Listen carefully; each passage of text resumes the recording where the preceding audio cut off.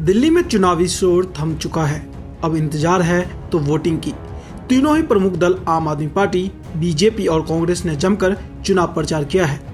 5 फरवरी को वोटिंग होना है और 8 फरवरी को आने वाले नतीजों से दिल्ली के दंगल का फैसला हो जाएगा। पिछले 2 चुनावों में नाम मात्र के लिए चुनाव लड़ रही कांग्रेस इस बार नए जोश के साथ नजर आई।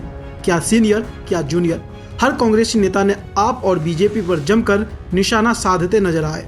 दिल्ली की 70 सीटों में से 12 सीटें ऐसी है जहां सत्ताधारी आप को बीजेपी नहीं बल्कि कांग्रेस चुनौती देती दिखाई दे रही है और यहां दोनों पार्टियों के बीच सीधा मुकाबला है। कुल सीटों में से 30 सीटों पर कांग्रेस ने फोकस किया है ताकि दिल्ली में खोए हुए जनाधार को वापस हासिल किया जा सके।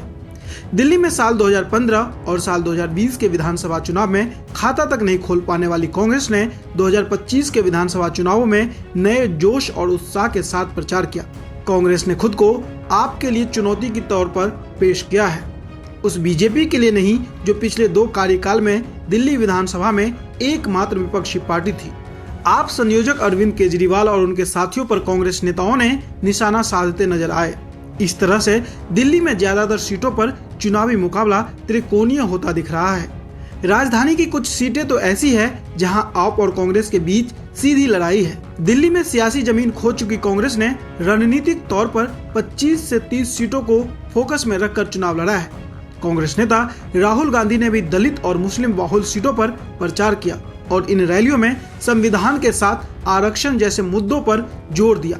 राहुल गांधी 2020 में हुए दिल्ली दंगे से प्रभावित इलाकों में भी गए ताकि दलित मुस्लिम वोटरों को अपने पाले में लाया जा सके। ये वर्ग कभी कांग्रेस का पारंपरिक वोट बैंक माना जाता था और अब इन्हीं के जरिए पार्टी आपको चुनौती देने की कोशिश कर रही है, जिनका दिल्ली की इस 12 सीटों पर काफी प्रभाव है।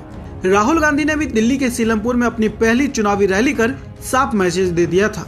नॉर्थ ईस्ट इलाके की इस सीटों पर 57% मुस्लिम वोटर्स हैं और पहले से कांग्रेस का गढ़ था।